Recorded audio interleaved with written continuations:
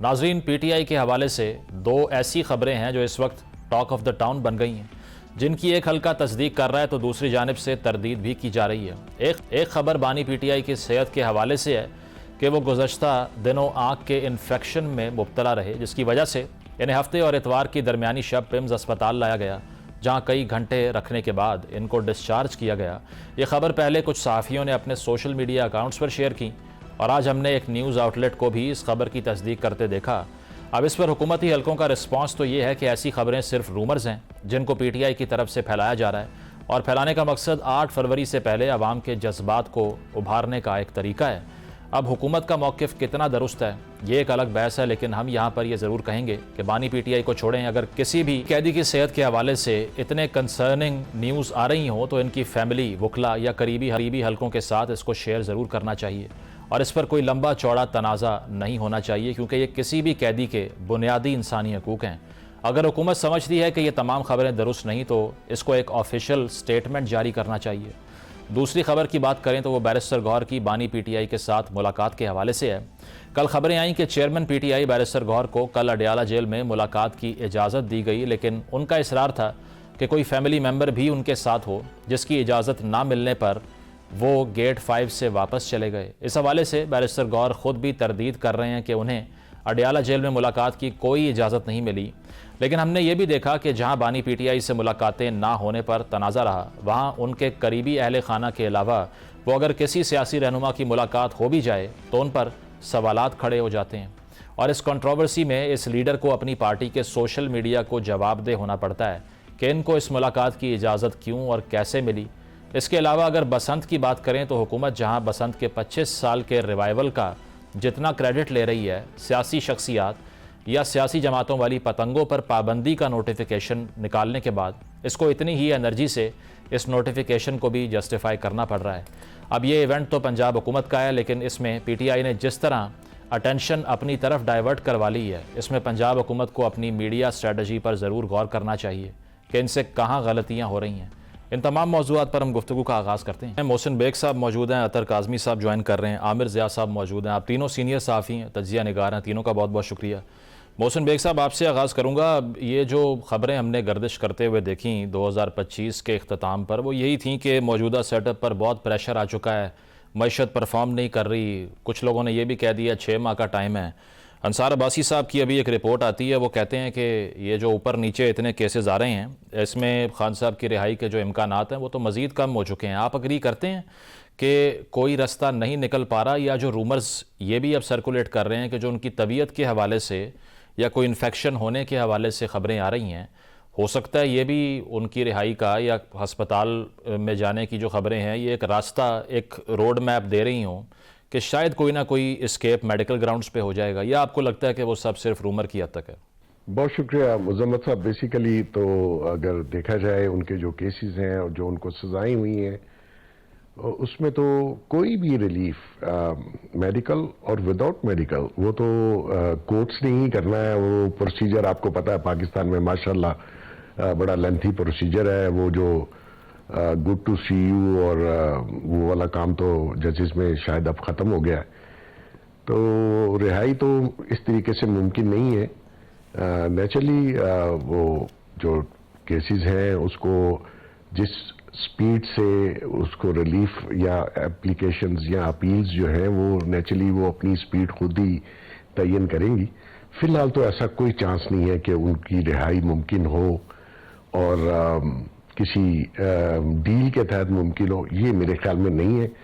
جہاں تک آپ نے دوسری بات کی کہ جی گورنمنٹ پہ پریشر ہے، آف کورس ہے، بالکل اکانومی آپ کی بیٹھ گئی ہوئی ہے، بزنس انڈسٹری سب کچھ سٹینڈ سٹل پہ ہے۔ اس میں کہہ تو رہے ہیں کہ آئی ایم ایف مئی جون تک آئی ایم ایف سے جان چھوٹ جائے گی، اس کے بعد اگر یہ بزنس مینوں کو ریلیف دیتے ہیں یا انڈسٹری دوبارہ جو ہے وہ اپنے پاؤں پہ کھڑی ہوتی ہے تو وہ تو ٹائم بتائے گا۔ البتہ جو مائنڈ سیٹ ہے بزنس مینوں کو کے خلاف اور جو پالیسیز بنائی گئی ہیں وہ تو شاید آئی ایم ایف کے جانے کے بعد بھی چینج نہ ہو، تو اس سے تو لگتا نہیں ہے کہ جو ہے گورنمنٹ کو سیریسنس دکھا رہی ہے۔ لیکن بیگ صاحب مجھے یہ بتائیں، اگر معیشت بیگ صاحب مینج نہیں ہو رہی تو اورنگزیب صاحب صرف حکومت کی مرضی پر تو نہیں نا کام کر رہے، لیکن پھر اگر شہباز صاحب لیس سے کہ ان پہ پریشر ہے بھی، تو ان کی ریپلیسمنٹ پھر کون بن سکتا ہے اس پورے نظام میں؟ کہا جاتا ہے ان سے بہتر تو کوئی نہیں ہو سکتا۔ نہیں، وہ ان سے بہتر، اس سے بہتر، اس سے بہتر، یہ بہت سن چکے ہیں ہم اس ملک میں۔ ان کو کون سے سرخاب کے پر لگے ہوئے ہیں؟ جو پرفارمنس انہوں نے دکھائی ہے اس پہ تو میں سمجھتا ہوں ان کو سزا ملنی چاہیے، اور سزا بھی ایسی ہو جو عبرتناک ہو۔ اچھا، یہ جو بینکرز حضرات ہیں یہ تو کوئی اکانومسٹ تھوڑی ہیں، ان جیسے لوگوں کو تو لگانا نہیں چاہیے۔ بدقسمتی ہے ہمارے ملک میں کوئی اکانومسٹ پیدا نہیں ہوا، مائیں شاید یہ پیدا کرنے کے قابل نہیں پاکستان میں۔ یہ تو سب لوگ وہ ہیں جو اپنے کام دھندا باہر کرتے ہیں، پروفائل بنا رہے ہیں، واپس جا کے پھر نوکری لے لیں گے۔ ان کو کوئی درد نہیں ہے عوام کا، ان کو اس ریاست سے بھی شاید کوئی ناطہ نہیں ہے۔ تو ایسے لوگ کیا مطلب اس سے بہتر، یہ آپ سمجھتے ہیں یہ بہتر انسان ہے؟ تو مقصد یہ ہے کہ بہتر ملک کا حال جو ہے اور عوام کا جو حال ہے وہ سب کو سوچنا چاہیے۔ ان سے زیادہ کوآپریشن کوئی نہیں کرتا، اس لحاظ سے بہتر۔ دیکھیے وہ جو بھی کریں، مقصد یہ ہے کہ ایک ایسی پالیسی ہونی چاہیے کہ جو ملک کا نظام ہے، جو پرائیویٹ سیکٹر ہے، اس کو اتنے ہیوی ٹیکسز، دیکھیں جو ہیوی ٹیکسز ہیں وہ بزنس ختم کر دیتے ہیں۔ دنیا میں اتنے ہیوی ٹیکسز سے کوئی انڈسٹری نہیں چل پاتی۔ 58% اس وقت ٹیکس ہے، سپر ٹیکس بھی ہے، ایڈوانس ٹیکس بھی ہے۔ اس سے دنیا جو ہے وہ کیسے کاروبار کرے گی؟ آپ کہتے ہیں فارن انویسٹمنٹ، کو پاگل ہوگا جو پاکستان میں 58% ٹیکس دینے کے لیے پاکستان میں انویسٹمنٹ کرے گا؟ اور جو پاکستان میں فارن کمپنیز تھی وہ کیوں جا رہی ہیں؟ کسی نے پوچھا؟ Because of heavy taxation. تو مقصد یہ ہے کہ کون پالیسی بنا رہا ہے؟ ایک ایف بی آر پالیسی بھی خود بناتی ہے، ایکسیکیوٹ بھی خود کرتی ہے، جو دنیا میں کہیں نہیں ہوتا۔ تو یہ تو لوگ، میں سمجھتا ہوں کہ کسی اور ایجنڈے میں ہیں۔ اچھا، ٹھیک ہے، آپ کا پوائنٹ آ گیا۔ عطر صاحب، یہ سنا آپ نے جو بیگ صاحب کہہ رہے ہیں کہ شہباز صاحب کی پرفارمنس تو بہت بری ہے۔ اب ذرا آلٹرنیٹیو کی اگر ہم بات کریں، جو سپوزڈ آلٹرنیٹیو ہے، یہ جو خبریں چل رہی ہیں کہ پیمز اسپتال میں ایڈمٹ کروا دیا، ان کو انفیکشن ہو گیا ہے، یہ کسی ڈیزیز کی فارم میں ایوالو کر رہا ہے۔ حکومت تو کہہ رہی ہے یہ 8 فروری کے احتجاج کا بلڈ اپ ہے، آپ جذبات ابھار رہے ہیں اپنے کارکن میں، صرف آپ یہ چاہتے ہیں کہ لوگ ہمدردیاں لے کر سڑکوں پہ آ جائیں یا پھر بوائیکاٹ کر دیں بزنس کا اس روز میں۔ آپ کو لگتا ہے کہ ایسا واقعی کچھ ہے ان کی طبیعت کے حوالے سے کنسرن؟ ظاہری بات ہے کچھ نہ کچھ انفارمیشن آپ تک بھی پہنچی ہوگی۔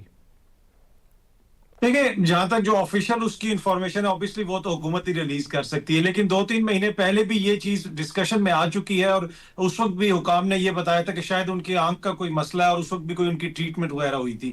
ابھی کیا ان کو اسپتال لے کے گئے یا نہیں لے کے گئے، جب تک حکومت کی طرف سے کوئی کنفرم نہیں کرتا، ٹو بی آنیسٹ یہ ہوگا کہ یہ کہہ رہا ہے، وہ کہہ رہا ہے۔ لیکن اوور آل ایشو جو ہے وہ میرے خیال میں اس سے بڑا ہے، جس طرح پہلے ابھی بیگ صاحب نے بھی ذکر کیا کہ عدالتوں کے اندر ان کے جو کیس چل رہے ہیں، اور پھر آج انصار عباسی صاحب کی سٹوری کا بھی آپ نے ذکر کیا، اور وہ میرے خیال میں اس سے ایگری کرتا ہوں کہ ان کی رہائی مجھے اس وقت ہوتی بھی نظر نہیں آ رہی۔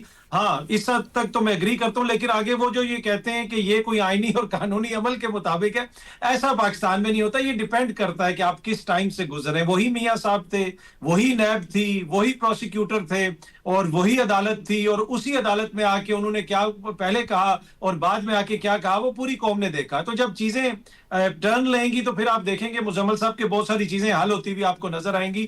تو یہ کہنا کہ یہ آئین اور قانون کے مطابق سب کچھ چل رہا ہے، مجھے اس سے تھوڑا سا جو ہے نا اختلاف ہے۔ دوسری بات یہ ہے، ٹھیک ہے عطر صاحب، یہ ملاقات کے حوالے سے بھی ذرا کلیریفائی کر دیں، کیونکہ بیرسٹر گور کے حوالے سے یہ خبر آئی کہ ان کو پرمیشن مل گئی، انہوں نے ڈیمانڈ کی کہ ایک فیملی ممبر ساتھ بھیج دیں، اس کو ڈینائی کیا گیا، واپس آ گئے۔ اب گور صاحب نے بذات خود اس کا ڈینائل دے دیا ہے۔ تو اگر لیس سے ہائپوتھیٹیکلی اسپیکنگ اگر ملاقات کی پرمیشن صرف گور صاحب کو بھی مل رہی تھی تو فائدہ اٹھا لینا چاہیے تھا اس سے پھر۔ جی بالکل، میرے خیال میں تو اٹھا لینا چاہیے تھا، لیکن اب وہ خود ڈینائی کر رہے ہیں کہ ایسی کوئی بات نہیں ہے، مجھے کوئی پرمیشن نہیں دی گئی، میں وہاں پہ ویٹ کرتا رہا ہوں اور میری ملاقات نہیں کروائی گئی۔ لیکن جس دوسری جانب بیگ صاحب نے اشارہ کیا نا، ذکر کیا، وہ بڑا امپورٹنٹ پوائنٹ ہے۔ دیکھیں، جو اکانومی ہے وہ چلے گی تب جب آپ اس چیز کو ریسپیکٹ کریں گے۔ پیسے کمانے کو دنیا بھر میں ہوتا ہے کہ جو بزنس مین ہوتے ہیں، جو انٹرپرینورز ہوتے ہیں، ان کی عزت کی جاتی۔ یہاں پہ جو بندہ 4 پیسے کماتا ہے اس کو لوگ چور چور کہنا شروع کر دیتے ہیں۔ مائنڈ سیٹ ایسا ایسا ہے کہ جیسے جو بھی بندہ ہے جو کچھ کر رہا ہے وہ خدا نہ خواستہ چوری کر رہا ہے. اور یہ جو بار بار کہا جاتا ہے نا کہ جی بہت زیادہ پوٹینشیل ہے اور ٹیکس اتنا چوری ہو رہا ہے, اتنا پیسہ ہے نہیں ہے اس اکانومی کے اندر. کدھر ہے اتنا پیسہ؟ جب تک آپ بزنس مین کو سہولتیں نہیں دیں گے, جب تک یہ خوف ختم نہیں کریں گے, آج کوئی سیکٹر کام نہیں کر رہا. اور اس میں جو حکومت کی پالیسیز ہیں کہ ہر چیز ڈنڈے سے چلائیں گے, یہ کر دیں گے, وہ کر دیں گے, اس طرح نہیں چلے گا. آپ کو ایک اعتماد بحال کرنا پڑے گا, اور بزنس مین ہو جائیں, دیگر لوگ ہو جائیں, جب تک یہ سارا معاملہ آپ حل نہیں کریں گے, اکانومی مجھے آگے بڑھتی ہوئی نظر نہیں آ رہی. اور متبادل کے طور پہ عطر صاحب جو بات ہوتی ہے تو اس میں شہباز صاحب کی پرفارمنس پہ واقعی اتنی فرسٹریشن ہے سسٹم کے اندر جتنی پرسیو کی جا رہی ہے؟